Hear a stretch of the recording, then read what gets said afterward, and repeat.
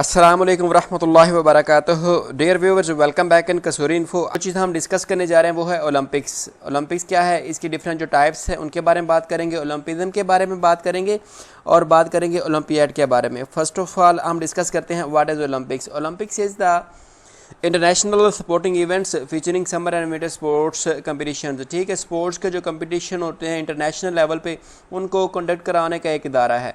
Actual में Olympics की एक हैंडसम हिस्ट्री है, उसके बारे में हम ना बाद में डिस्कस करेंगे। अभी आप बस जहन में ये रखें कि इंटरनेशनल स्पोर्टिंग इवेंट्स है, ठीक है, जो समर और विंटर ओलंपिक्स है ना, उनको ये कंडक्ट कराने वाला एक अदारा है। ठीक हो गया।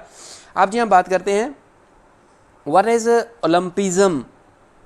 ओलंपिज्म क्या है, इसके बारे में हम बात करते हैं। ये 2 नंबर की डेफिनेशन है जो बड़ी दफ़ा आई हुई है, ये आप ना ज़हनशीन कर लीजिएगा जी। जो ओलंपिज्म है ऐसा फ़लसफ़ा ज़िंदगी है जिसकी बुनियाद खेलों के ज़रिए जिस्मानी और जहनी तालीम पर है। ये एक लाइन में डेफिनेशन है, इसको आपने अच्छे तरीके से याद कर लेना है।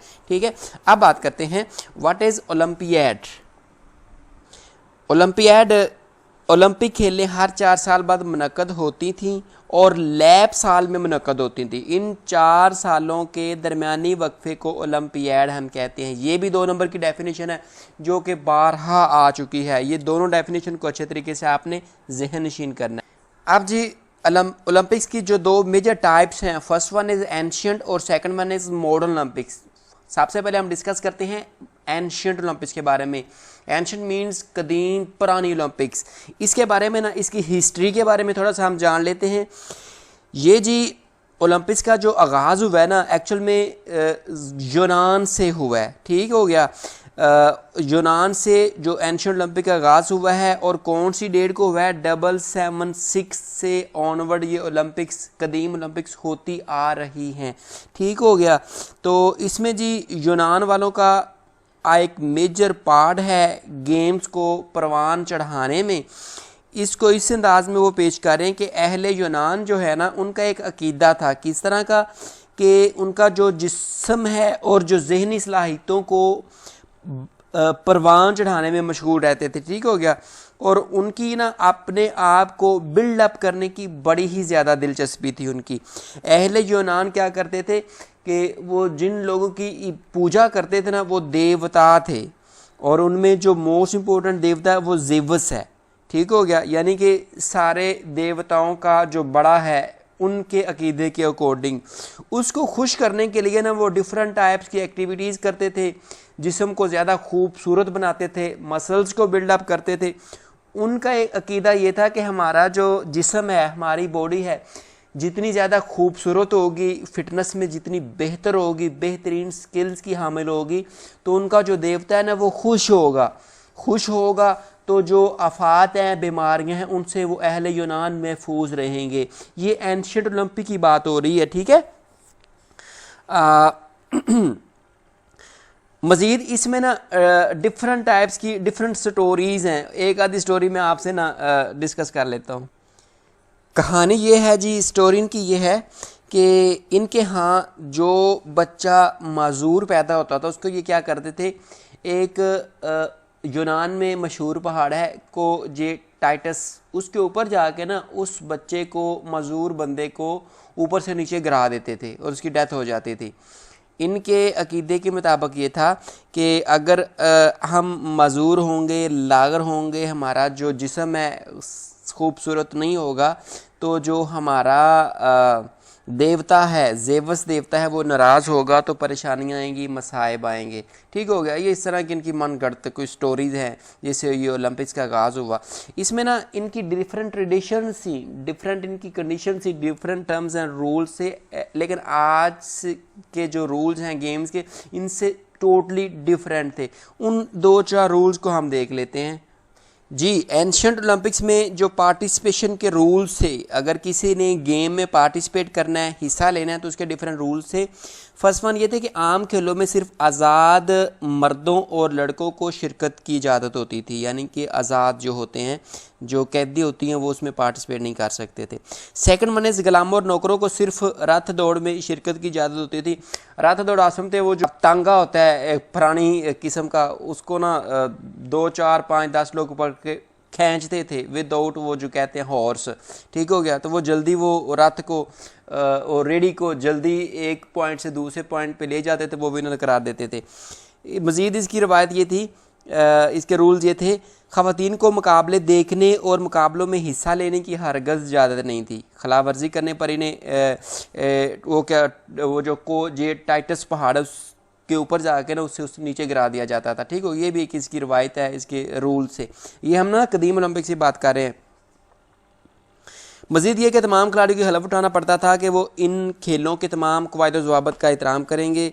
मज़ीद खिलाड़ियों को किसी किस्म का मुआवजा नहीं दिया जाता था। इसके साथ ही ओलंपिक खेलों में जीतने वालों को क्या दिया जाता था, जैतून के पत्तों का ताज पहनाया जाता था। वो जो थे ना अहले यूनान, वो जैतून के पत्तों को, खजूर की टहनियों को ना बड़ा मुक़द्दस मानते थे। जो बंदा जीत के आता उनको ना इस तरह के वो इनामात से नवाजा जाता। तो ये जी इनके कुछ ना रूल्स हैं। मज़ीद आपकी बुक है, बुक पेज नंबर 11, 12, 13 ये डिटेल से देख लीजिएगा। और ये जो कदीम ओलंपिक्स में क्या था, अहले यूनान क्या करते थे कि 4 किस्म के मशहूर मजहबी त्यौहार मनाते थे। First one is Olympia, second one is Isthmia, third one is Nemea और जो फोर्थ है ना एब्डोरस है, ठीक हो गया। तो वो जो 3 इवेंट्स हैं ना, ये वक्त के साथ साथ ना उनकी जो मकबूलियत है ना कम होती गई। तो सबसे ज़्यादा जो मकबूलियत है ना वो ओलंपिया को हासिल हुई। यूनान के लोग आपस में मामूली बातों पर क्या बड़ा झगड़ा करते थे, हत्ता कि पानी पीने पर भी झगड़ा हो जाता था उनमें, ठीक हो गया। एक रियासत के लोग दूसरी रियासत से पानी लेने पर लड़ पड़ते, लेकिन खेलों के दिनों में इनमें ना आपस में सुलह हो जाती थी, क्योंकि इनका अकीदा था कि खेलों के दौरान अगर लड़ाई झगड़ा होगा तो क्या होगा, उनका देवता नाराज़ हो जाएगा, तो फिर परेशानियाँ आएंगी, मसाइब उन पे ना आएंगे। वो ये समझते थे कि अगर ज़ेवस देवता को नाराज़ कर दिया तो इन पर बहुत सी आफात, मसलन सैलाब, ज़लज़ला, तूफ़ान वगैरह आ जाएंगे, ठीक है। ये ना हमने डिस्कस किया है कदीम ओलंपिक्स के बारे में। उनके कुछ हमने पहले रूल्स देखे हैं, थोड़ी सी हिस्ट्री देखी है, फिर उनमें जो 4 मोस्ट इम्पोर्टेंट रिलीजियस इवेंट्स से, फेस्टिवल से, उनके बारे में हमने बात की है, ठीक है। अब बात कर लेते हैं कि डिक्लाइन ऑफ एंशिएंट ओलंपिक्स के कदीम जो ओलंपिक्स थी चल रही थी, जैसे भी उनके रूल्स एंड रेगुलेशन थे चल रही थी, लेकिन उनमें जवाल किस तरह से आया। जवाल ऐसे आया कि रोम ने 100 BC में क्या हुआ कि यूनान को फ़तह कर लिया। रोम वालों ने यूनान वालों को फ़तह कर लिया, तो ओलंपिक्स खेलों का जो वक़ार है ना मजरू होना शुरू हो गया। क्यों कि रोम वाले ओलंपिक्स को, खेलों को इतना ज़्यादा पसंद नहीं करते थे। जीत के दीवाने अखलाकी कदरों ओलंपिक्स की हदें पार करने लगे। फ़तह के लिए क्या करते थे, किसी धोखे और फ़राड को जायज़ समझते थे, यानी कि धोखे से, फ़राड से, रिश्वतवानी से, बदगुमानी से ना ये मुकाबलों को जीत लेते थे रिश्वत दे के। तो इस तरह से ना ओवरऑल जो वक़ार है ना, जो स्पोर्ट्समैनशिप है ना खेलों का, वो ख़त्म होना शुरू हो गया। तो इसकी एक एग्जांपल ये है कि जो नेहरू है, रथ दौड़ में शिरकत करने के लिए अपने रेफरी और जजेस भी साथ ले आया। दौरान रेस वो रथ से गिर गया, लेकिन फिर भी जो ऑफिशियल थे उन्होंने उसको ना चैम्पियन करार दिया। इसी तरह शहनशाह थोडोसिस ने जब खेलों में इस तरह की बदनवानी आम देखी तो इसने 394 में इन खेलों पर ना हुक्मन और जबरन पाबंदी लगा दी कि इस तरह की खेलें नहीं होंगी। इसके बाद ओलंपिया की बर्बादी होने लगी। ज़ेवस का जो देवता था वो कुस्तुनतुनिया ले जाया गया, जहां इसे आग में जलाकर ज़ाया कर दिया गया। मज़ीद 426 में रोमन शहनशाह थोडोसिस II ने के हुक्म पर यूनान के तमाम बड़े बड़े मंदिर मिटा दिए गए। बाद में जल्जलों ने इस शहर को बहुत नुकसान पहुँचाया। ये सारी ना बर्बादी हो रही है एंशिएंट ओलंपिक्स की, इसके बारे में बता रहा हूँ। इसके बाद रही सही जो कसर थी ना, एल्फियस दरिया था जिसका रूह ना ये ओलंपिया की तरफ हो गया, यानी कि सैलाब आ गया, इस तरफ मोड़कर निकाल दी और पूरे शहर को अपनी लपेट में ले लिया और मट्टी की 25 फीट तय तले दफन हो गया। वो जो ओलंपियाड था, स्पेसिफिक स्टेडियम था जिस जगह पे एंशिएंट ओलंपिक्स हुआ करती थी, खेले हुआ करती थी, उधर सैलाब आ गया, पानी आ गया, तो ओवरऑल मट्टी भर गई उस जगह पे। वो शहर जो कभी दुनिया के एक अजीम और अहम शहर माना जाता था, 500 ईस्वी तक इसका नामो निशान मिट चुका था। ये सारी वजूहात हैं जिसकी बिना पे जो एंशियंट ओलंपिक्स है ना ज़वाल पजीर हो गई, उन पे ज़वाल आ गया। ये क्वेश्चन भी बड़ी दफ़ा आया हुआ है कि एंशियंट ओलंपिक्स का इंट्रोडक्शन लिखें, हिस्ट्री लिखें और उसमें जो ज़वाल के असबाब हैं उन पे तफसीलन नोट लिखें। ठीक है, तो ज़वाल के यही असबाब है कि रिश्वतस्तानी का बाज़ार आम हो गया, बदगमानी शुरू हो गई, खेलों के जो रूल्स हैं रेगुलेशन है उनको फॉलो ना किए जाने लगा, तो ये जी लड़ाई झगड़ों में लोग पड़ गए। तो ये ओवरऑल ना ज़वाल पजीर हो गई एंशियंट ओलंपिक्स। अब बात कर लेते हैं मॉडर्न ओलंपिक्स के बारे में। मॉडर्न ओलंपिक्स यानी कि जदीद ओलंपिक्स, जदीद ओलंपिक खेलों की तजदीद का जो टोटली सेहरा है ना, फ्रांस के मायानाज सपूत बैरन पेरिडी कबोर्डन के सर है, जो पेशा के लिहाज से पॉलिटिकल साइंस के लेक्चरर थे। वो दुनिया में अमन ईमान, सलामती और बाहमी मुफाहमत चाहता था। इसके नज़दीक इसका वाह ज़रिया ओलंपिक खेलों की तजदीद था। हमारे माशरे में जब कोई टीचर उस्ताद बात करता है तो लोग उसकी बात को ज़्यादा सराहते हैं, अच्छे तरीके से सुनते हैं। तो बैरन पेरिडी कबर्टन ने भी उस वक़्त जो स्पोर्ट्स के रिलेटेड फेडरेशन थी, तंजीमें थीं, उनको मिलके अपनी ओपिनियन दी, अपनी सोच के बारे में बताया कि मैं इस तरह से चाहता हूँ कि ओलंपिक्स का दोबारा से आगाज़ कर दिया जाए, खेलों का दोबारा से आगाज़ कर दिया जाए, ताकि जो यंग जनरेशन है अपने आप को सर्व करे खेलों में। तो इसी सिलसिले में 1859 में ज़ियास भाइयों ने ओलंपिक शुरू करवाने की कोशिश की, लेकिन कुछ असबाब की बिना पर जो वो कोशिश थी ना वो नाकाम हो गई। तो बैरन पेरिडी कबर्टन ने वो जो कोशिशें पहले हो चुकी थी, स्ट्रगल्स हो चुकी थी ओलंपिक्स करवाने की, उनकी नाकामी की वजूहात जो थी ना उनको नोट किया। और फिर 1870 में यूनानी हुकूमत ने भी ओलंपिक दोबारा शुरू कराने की कोशिश की, लेकिन ना बद इंतज़ामी के बायस ओलंपिक कामयाब ना हो सकी। ये जो दोनों अटैम्प्ट्स थी, दोनों पार्टीज़ की जो स्ट्रगल्स थी, उनके जो वीक पॉइंट से बैरन पेरिडी कबर्टन ने नोट किए और 1859-70 की ओलंपिक कोशिशों की नाकामी की वजूहात का तफसीलन जायज़ा लिया। और इसी दौरान इसने यूरोपीय ममालिक का दौरा किया और वहाँ की खेलों के मतलब जो सरगर्मियाँ हैं उनका जायज़ा लिया और देखा कि अमेरिका के खिलाड़ी एथलेटिक्स में बहुत आगे निकल गए थे और वो खेलों के मुकाबले करवाने की भी कोशिश कर रहे थे। इसी दौरान 1863 में बैरन पेरिडी कबर्टन ने अपनी तजवीज़ पेरिस की एथलेटिक यूनियन को भी पेश की, स्पोर्ट्स से रिलेटेड लोगों को बताया। फिर 1894 में फ्रांसीसी स्पोर्ट्स यूनियन ने शौकिया खिलाड़ियों की एक कॉन्फ्रेंस बुलाई और वहाँ पे बैरन पेरिडी कबर्टन ने अपना जो नज़रिया था वो पेश किया। तो उस मौके पे सराहा और उनको मुबारकबाद दी और उसी तरह के जो शौकीन मजाज लोग थे उन्होंने 1896 में 1896 में ओलंपिक शुरू करवाने का फ़ैसला किया। ये सारी तगोदो थी, स्ट्रगल थी, बैरन पेरिडी कबर्टन थी, पहले एक बंदे से मिला, फिर एक तंजीम से मिला, फिर एक गवर्नमेंट की कॉन्फ्रेंस में पार्टिसिपेशन की, फिर उस वक़्त के जो एथलीट थे, स्पोर्ट्समैन थे, कोचेस थे, उनको मिलके आपने पॉइंट्स का इजहार किया कि इस तरह से ना ओलंपिक्स होनी चाहिए थी।